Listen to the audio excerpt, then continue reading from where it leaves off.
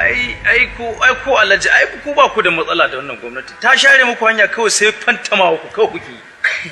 Kai ba za ka yi mamaki ba sai yanzu da muka sake samun kofa.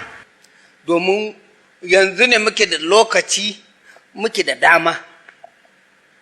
Yanzu an ce za a ƙara shinkafa, za a kukkulle boda za a yi duk. To yanzu ina da raguwa dama duk na sa an kulle suto din. Na sa an kulle suto.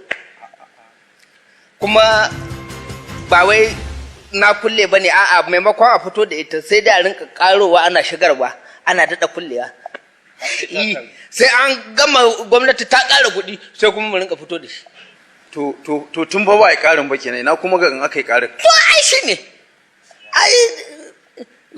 Mu ai talaka sha wuya daidai kasuwar mu. Dama ai kwanciyar wani tashin wani. Amma fa gaskiya wannan lokacin talaka yana jin jiki wallahi. To ai shi ne. Yana gasuwa. Ko da yake ni ba abin da yake damuna sai matsalar gida. Kamar ya. Mata ne ga wannan ka zube musu, ka kawo wancan ka zube musu, an dinka wannan an sa wannan an yi mai an gama wani, amma kuma yadda an koshi shi kenan sai kuma a kama hararar juna sai fada fada. A laifin ka ne.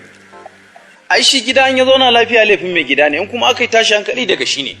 Ai tun da su biyu ne kawai ka rufe kofa ka karo biyu. Ko Allah ko bi maganin biyu. na a haɗe Shi ne kawai. Kai kuma kana tsakiya na rigima ta tashi sai dai ta kaɗa ƙafa. gaskiya ne abin da yasa matan ma ka tara su yana da daɗi, amma ba ka tsaya ga mace ɗaya ba ta tafi da bai shi kenan sai ta dawo kuma. Ni ma ɗin taladan noma ce. To ai matsala ce. Ni dai kawai na ga haka ya kamata. Mun zama wannan abokina